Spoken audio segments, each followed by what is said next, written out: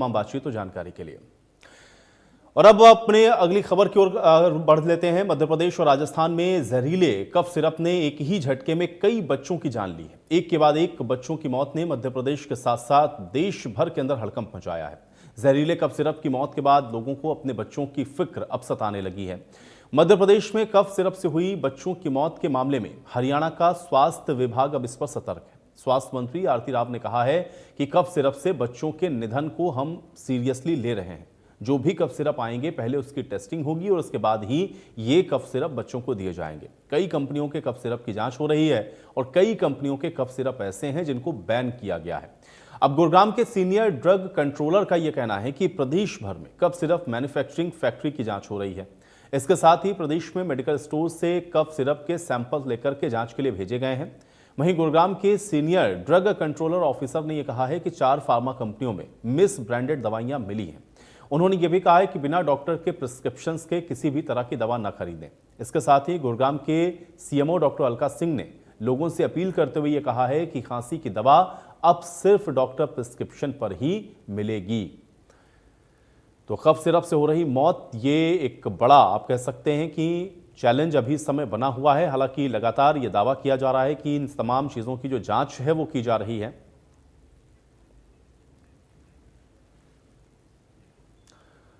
तो cough syrup को लेकर के हरियाणा का स्वास्थ्य विभाग अलर्ट है। वहीं स्वास्थ्य मंत्री आरती राव ने इंडिया न्यूज हरियाणा के साथ खास बातचीत में यह कहा है कि कफ सिरप से बच्चों की मौत होना यह दुखद है। जो भी कफ सिरप आएंगे पहले उनकी टेस्टिंग होगी और बाद में ही ये बच्चों को प्रिस्क्राइब किए जाएंगे। कई कंपनियों के कफ सिरप की जांच अभी हो रही है। कई कंपनियों के कफ सिरप ऐसे हैं जिन पर बैन भी लगाया गया है।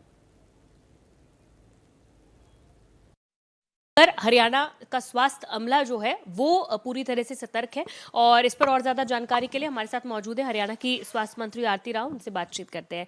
मैम, एक कफ सिरप को लेकर लगातार जो है, क्योंकि एमपी में भी इसको लेकर कई बच्चों की डेथ्स हुई हैं जो कि ठीक नहीं है जी। MP and Rajasthan also, Haryana में भी इसको लेकर आपने कहा है और कुछ डिस्ट्रिक्ट्स में, गुरुग्राम और कुछ डिस्ट्रिक्ट्स में शायद इस पर बैन भी लगा दिया गया है। क्या ये पूरा मामला है और किस तरह से हरियाणा में इस पर हम आगे बढ़? देखिए जी, ये बहुत संगीन बात है कि कफ सिरप में की वजह से बच्चों की का निधन हुआ है। तो इसको हम बहुत सीरियसली ले रहे हैं। और जो भी कफ सिरप, क्योंकि अब सीज़न भी आ गया है और बच्चों को हम सिर्फ कफ सिरप ही दे सकते हैं, तो हमारी तरफ से, हमारे हेल्थ डिपार्टमेंट की तरफ से हम इस पे बिल्कुल अड़े हुए। जो भी सैंपल्स हमारे पास आएंगे वो पहले टेस्ट होंगे और फिर बच्चों को दिए जाएंगे। क्या किसी पर्टिकुलर कंपनी या कोई ब्रांड के खिलाफ कोई कंप्लेंट भी हरियाणा की तरफ से की गई है, मतलब WHO को, सेंटर को? टेस्टिंग करवा रहे हैं, हम टेस्टिंग करवाए हैं। 3-4 ब्रांड हैं जो आगे आए हैं जिनको हम नहीं ले रहे हैं आज के दिन, तो हम वो नहीं ले रहे हैं, तो उन पे हमने अभी बैन लगा रखा है। शुक्रिया बातचीत करने के लिए। तो कैबिनेट मिनिस्टर आरती राव बातचीत कर रही थी। कैमरा पर्सन अमित के साथ साक्षी शर्मा, इंडिया न्यूज हरियाणा, चंडीगढ़।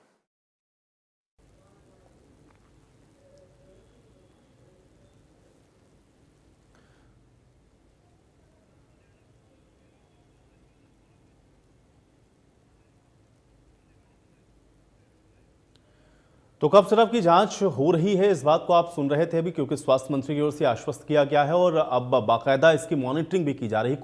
कुछ ऐसे कफ सिरप हैं जिनको बैन भी किया गया है। लेकिन प्रदेश के अंदर अलग अलग जिलों की क्या स्थितियां हैं, थोड़ा ग्राउंड जीरो से इसको समझते हैं। 2 सहयोगी मेरे साथ इस समय जुड़ रहे हैं, एक एक करके दोनों का रुख करेंगे। South Haryana bureau chief Gulshan Grover सबसे पहले मेरे साथ मौजूद हैं। गुलशन, मैं आपका ही रुख करता हूँ। गुलशन, क्या जानकारी है, क्योंकि हम लोगों ने देखा मध्य प्रदेश के अंदर जिस तरह की स्थितियां हुई, या फिर राजस्थान में भी हम लोगों ने देखा कि कुछ बच्चों ने अपनी जान गंवाई इस कफ सिरप से। अब उसके बाद जाहिर है कि पूरे देश के अंदर इस समय एक डर की भी आप कह सकते हैं कि जो स्थिति है वो पेरेंट्स के बीच में है। और कफ सिरप को लेकर के किस तरह की तैयारियां प्रदेश के अंदर हैं कि कम से कम हरियाणा में इस तरह की स्थिति ना बने, कैसे इसकी मॉनिटरिंग हो रही है, प्रशासन ने क्या कदम उठाए हैं, अभी गुड़गांव की क्या स्थिति है, इसको अपडेट करें। देखिए, आपने बिल्कुल ठीक कहा कि ये स्थिति हरियाणा में ना हो। इससे पहले की पूरी जो हरियाणा सरकार की तरफ से एडवाइजरी है वो सभी स्वास्थ्य विभाग के अधिकारियों को कर दी गई है, क्योंकि मध्य प्रदेश में जिस तरह से इस कफ सिरप से 20 बच्चों की अब तक मौत हो गई है और उसके बाद हरियाणा सरकार भी इसको लेकर अलर्ट है। जिस तरह से हरियाणा के जो ड्रग कंट्रोलर ऑफिसर हैं, हमने उनसे भी बातचीत की। खासकर हम गुरुग्राम की बात करें तो, क्योंकि गुरुग्राम एक ऐसा क्षेत्र है जो कि यहाँ पर काफी जो पेशेंट है वो बच्चों के कहें या अन्य कहें तो काफी संख्या में अधिक होते हैं अन्य जिलों की अपेक्षा। तो अब ऐसे में यहाँ पर सीनियर ड्रग कंट्रोलर से जब हमने बात की तो उन्होंने कई ऐसी फार्मा कंपनी है जहाँ पर ये जो कफ सिरप बेचती हैं उनके वहां पर निरीक्षण किया और निरीक्षण के दौरान ऐसी कई कंपनियां जिनके यहाँ 35 सैंपल जो है वो लिए गए हैं, 35 सैंपल लिए गए हैं जो कफ सिरप बनाती है और उनको चंडीगढ़ लैब भेज दिया गया है। हालांकि जो इनकी रिपोर्ट है वो 1 महीने बाद आनी है और 1 महीने के बाद यदि इनमें कोई खामियां पाई जाती हैं तो उनके खिलाफ जो है सख्त कानूनी कार्रवाई की जाएगी, ऐसा senior drug controller officer Gurcharan Singh ने कहा था। इसके अलावा 4 ऐसी फार्मा कंपनी है जहां पर miss branded company, miss branded जो है वो वहां पर मिले हैं, उनको भी देखा गया है और उनके खिलाफ भी जो भी कार्रवाई बनती है वो की जाएगी। इसके अलावा जो गुड़गांव में लगभग 3000 मेडिकल स्टोर हैं और सभी मेडिकल स्टोर पर ये जांच की जा रही है कि कौन से मेडिकल स्टोर जो है किस तरह की कफ सिरप बेचते हैं। खासकर जो कोल्डीरफ कफ सिरप है उस पर पूरी तरह से बैन लगा दिया गया है, वो अब हरियाणा में कहीं भी नहीं बिकेगी। हालांकि इससे पहले कुछ दुकानदारों से जब हमने बात की तो उन्होंने कहा कि पहले बेचते थे लेकिन अब बंद कर दी गई है।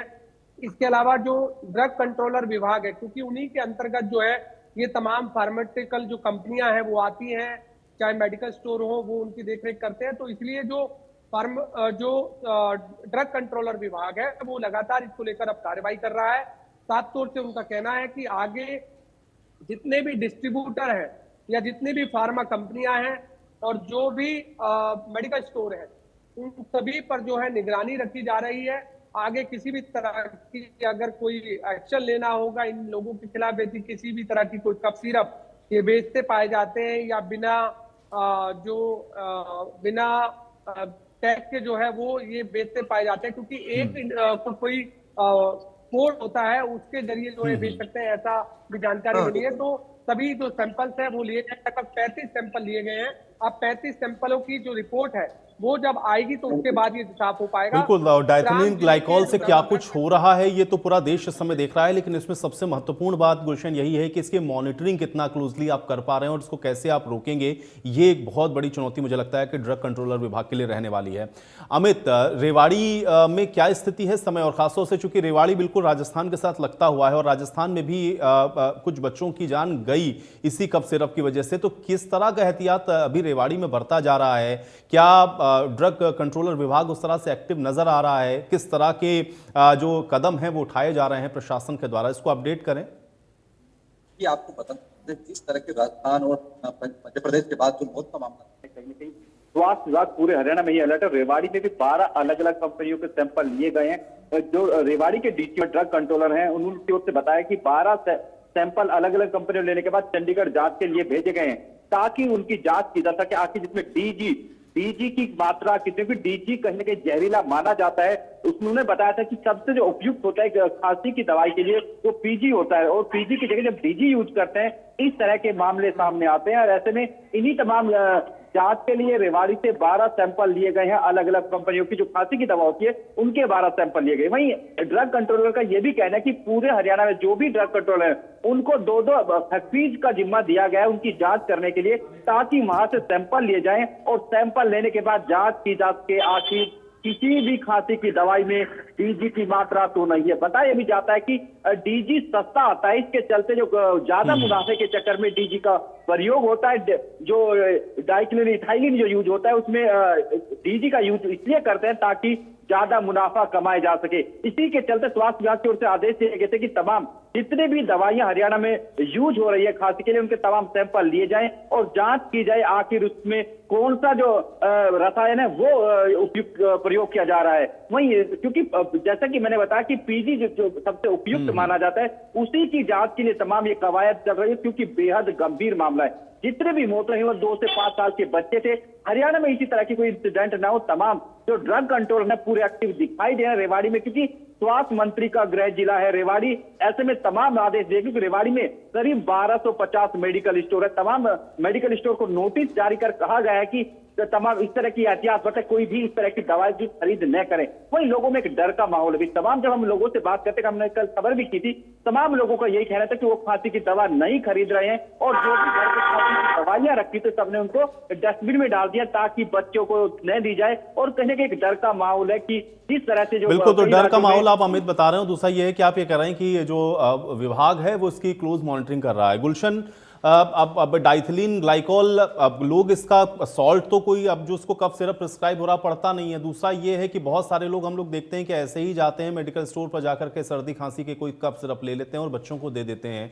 गाइडलाइंस हैं इसको लेकर के, तो इसमें दो स्तर पर काम होना चाहिए गुलशन। एक तो ये कि डॉक्टर्स के लिए जो एडवाइजरी है कि 4 साल से छोटे बच्चों को कोई कफ सिरप इस तरीके का प्रिस्क्राइब ना करें, और दूसरा ये है मिले ना ये मेडिकल स्टोर पर बिना प्रिस्क्रिप्शन के। क्या ये चीजें ग्राउंड पर इंश्योर हो पा रही हैं गुलशन? कैसे इसको स्वास्थ्य विभाग इंश्योर करेगा? बिल्कुल, आपने ये सही कहा कि अब गुड़गांव में तो ये कर दिया गया है कि बिना डॉक्टर के प्रशिक्षक, जो बिना डॉक्टर की सलाह के आपको किसी भी तरह की दवा अब नहीं मिलेगी। ये साफ तौर से गुड़गांव के चीफ मेडिकल ऑफिसर ने भी दावा किया है, और इसके अलावा जो ड्रग कंट्रोलर ऑफिसर है सीनियर गुरुचरण सिंह, उन्होंने भी ये कहा है कि अब बिना डॉक्टर की सलाह के आपको कोई दवा नहीं मिलेगी। क्योंकि पहले अक्सर होता था कि अगर खांसी या जुकाम या सिर में दर्द या किसी भी तरह की आपको थकावट होती थी तो आप सीधा मेडिकल स्टोर पर जाते थे और ये बोल देते थे कि ये चीज मुझे शरीर में दिक्कत है, और उसकी दवा वो खुद दे देता था। लेकिन अब बिना डॉक्टर की पर्ची के आपको कोई भी दवा नहीं मिलेगी। और साफ तौर से ये भी कहा है कि यदि कोई भी मेडिकल स्टोर बिना डॉक्टर की पर्ची के अगर कोई भी दवाई देता है तो यदि वो शिकायत करता है तो उसके खिलाफ जो है वो कानूनी कार्रवाई की जाएगी। ऐसा दावा और वादा यहाँ पर किया गया है। आपने एक बात ठीक कहा कि क्योंकि अक्सर हम देखते थे कि पहले इस तरह की घटनाएं होती रहती थी कि बिना डॉक्टर की पर्ची के जो है वो दवा दे दिया करते थे। लेकिन जब से ये मामला हुआ है कफ सिरप वाला, तब से जो है इस पर अब रोक लगा दी गई है। लेकिन इस रोक पर निगरानी करने की जरूरत है, क्योंकि यदि समय समय पर टीमें निरीक्षण नहीं करेंगी, टीमें रेड नहीं करेंगी तो इस पर रोक नहीं लगेंगी। साथ ही एक और सलाह यहाँ पर चीफ मेडिकल ऑफिसर की तरफ से की गई है कि जो भी झोला छाप डॉक्टर है, अक्सर झोला छाप डॉक्टर हम देखते थे कि अलग अलग कॉलोनियों में, गलियों में या कहीं ऐसी जगह वो बैठ जाते हैं कि जहां पर गरीब तबके के लोग अधिक संख्या में होते हैं, तो वहां पर झोला छाप डॉक्टरों से अक्सर बचे। ये जरूर कहा गया है झोला छाप डॉक्टरों से कोई भी सलाह ना ले, और झोला छाप डॉक्टर यदि उनकी निगरानी में कोई भी इस तरह से आता है तो उनके खिलाफ भी कार्रवाई की जाएगी, ये कहा गया है। अब इसके लिए टीमें भी गठित की गई हैं। टीमें चलिए गुलशन, बहुत शुक्रिया इस तमाम बातचीत के लिए, और अमित आपका भी बहुत शुक्रिया इस बातचीत के लिए।